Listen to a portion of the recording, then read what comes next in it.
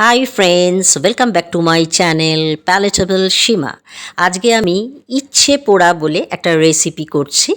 এখানে আমি ময়দাটা খুব ভালো করে চেলে নিচ্ছি, কারণ ময়দায় যে লামসগুলো থাকে সেগুলো থাকলে কিন্তু একদম চলবে না। তাই দেখো, এই রকম ভালো করেই চেলে নিতে হবে যতক্ষণ পর্যন্ত এই গুলটিগুলো না আসছে ততক্ষণ। তারপরে আমি একটু বেকিং পাউডার সেটাও আমি চেলে নিচ্ছি, কারণ ঘরে থাকতে থাকতে অনেক সময় লাম্প বেঁধে যায়। তো এইভাবে আমি অল্প একটু চেলে নিলাম, ময়দার সাথে এটা মিশিয়ে রাখলাম। এরপরে দেখো, টক দই, ডিম, তেল, চিনি, নুন। তা সেখানে আমি একটা বোলের মধ্যে টক দই ঢেলে নিলাম। তারপরে আস্তে আস্তে সমস্ত ইনগ্রেডিয়েন্টসগুলো দেব। ডিমটা আগে থেকেই ভেঙে একটা বাটিতে রেখেছিলাম, দিয়ে দিলাম। এরপরে আমি দিচ্ছি ডাস্ট সুগার। ডাস্ট মানে বাড়িতে যে চিনি থাকে সেটাই একটু মিক্সিতে ডাস্ট করে নিয়েছি। একটু নুন দিলাম, তারপরে তেল দিয়ে দিলাম। এরপরে এই যে 5টা জিনিস একসঙ্গে করলাম, এটাকে খুব ভালো করে মেশাতে হবে। দেখো, আমি আস্তে আস্তে মেশাচ্ছি, কিন্তু অনেকক্ষণ ধরে মেশাতে হবে। এখানে কিন্তু কোনো কম্প্রোমাইজ করা চলবে না। সমস্ত ইনগ্রেডিয়েন্টসগুলো যাতে খুব ভালো করে মিলেমিশে একাকার হয়ে যায় সে বিষয়ে আমাদের নজর দিতেই হবে। তো যাই হোক, চলো, এখানে আমি যে ময়দা আর বেকিং পাউডারটা চেলে রেখে দিয়েছিলাম সেটা ঢেলে দিলাম। এরপরে এটাকেও আমি বারবার নাড়বো এবং নাড়তে নাড়তে একটা ডো তৈরি করব। এর মধ্যে কোনো কিন্তু জল দিইনি আমি, জাস্ট ইনগ্রেডিয়েন্টসগুলো দিয়ে এটাকে একটা ডো মতো বানাবো। এইভাবে করতে করতে আমি ওটাকে অন্য একটা বলে নিয়ে নিলাম, নিয়ে আর একটুখানি চেলে রাখা ময়দা ছিল সেটা দিয়ে ভালো করে ঠেসে নিচ্ছি।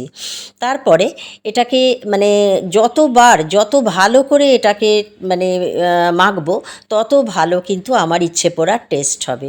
এবার এটা ঢাকা দিয়ে রেখেছিলাম, ঢাকা খুলে নিলাম কিছুক্ষণ বাদে। তারপরে আমি এই ফ্রাইং প্যানটাকে প্রিহিট করার জন্যে 4 থেকে 5 মিনিটের জন্য ওভেনে বসিয়ে দিলাম। এবার আমি এই যে ডোটা সেটাকে আরেকটু ভালো করে দলাই মলাই করে নিলাম আর কি। যতটা মসৃণ হয় ততটাই ভালো। এখন আমি একটা দিয়ে এই ইচ্ছে পোড়া বানিয়ে দেখাবো, আর একটা আমি রেখে দিলাম অন্য কিছু বানিয়ে নেব। তো চলো, এখন এইভাবে যেমন আমরা আটা ময়দা খুব ভালো করে ডোলে মসৃণ করে নিই, যে এখানে কি দিচ্ছি বলো তো, একটু সুগার চিনি দিচ্ছি। কিছুটা বেলে নেওয়ার পর চিনি, এখানে কিন্তু দানা চিনি ব্যবহার করব, কারণ এইটা যখন রেডি হয়ে যাবে খাবারটা, ওই চিনিগুলো গলে গলে পড়বে আর মুখে লাগলে ভীষণ ভালো লাগবে। এখানে কোনো ডাস্ট সুগার কিন্তু ব্যবহার করিনি। এইভাবে বেলে নিলাম, কিন্তু খুব পাতলা কিন্তু করব না, একটু মোটা করে বেলাটা হবে। এবার ছুরি দিয়ে বা যে কোনো কিছু দিয়ে এগুলোকে মোটামুটি নিমকির মতো করে কেটে নিচ্ছি।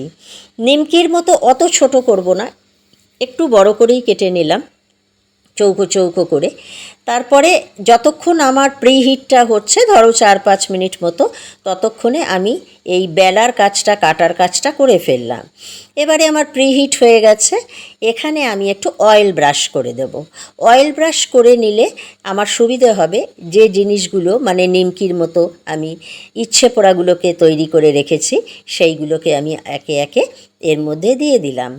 এবারে দেখো, কিছুটা লেগে থাকবে, সেটা তো থাকতেই পারে, সেটা 2 হাত ইউজ করে আমি ছাড়িয়ে নিয়ে মোটামুটি সমস্ত ইচ্ছে পোড়ার যে কাঁচা ফর্মটা সেটা আমি ফ্রাইং প্যানের মধ্যে সুন্দর করে সাজিয়ে দিচ্ছি, এবং একটার সঙ্গে একটা যাতে লেগে না থাকে একটু ছাড়া ছাড়া অবস্থাতেই দিলাম। এরপরে কমপ্লিট হয়ে গেল দেওয়া। তা দেওয়া যখন কমপ্লিট হয়ে গেল তখন আর কাজ তো বাকি থাকলো না।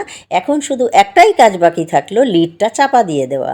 লিডটা চাপা দিয়ে আমি 7 থেকে 8 মিনিট রাখবো। বেশি রাখলে কিন্তু বেশি পুড়ে যাবে। যদিও আমি এটা ইচ্ছে পোড়া, এইটা একটু পোড়া পোড়া হলে টেস্টটা অত্যন্ত ভালো হয় খেতে।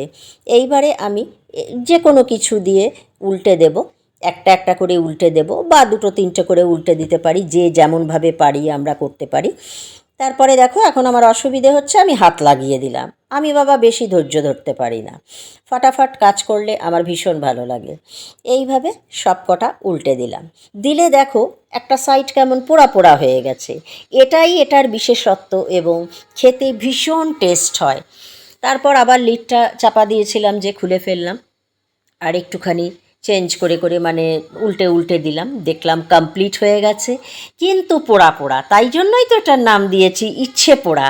আর খেতে দারুণ হয়।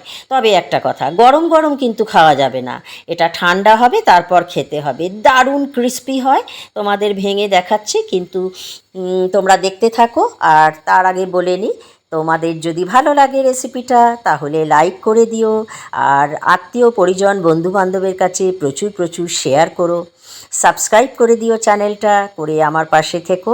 আর পাশে থাকা বেল আইকন বাটনটা প্রেস করে দিলে আমার ভিডিওর নোটিফিকেশানগুলো তোমরা পেয়ে যাবে। সামনের দিন হাজির হচ্ছি নতুন একটা রেসিপি নিয়ে, সঙ্গে থাকো।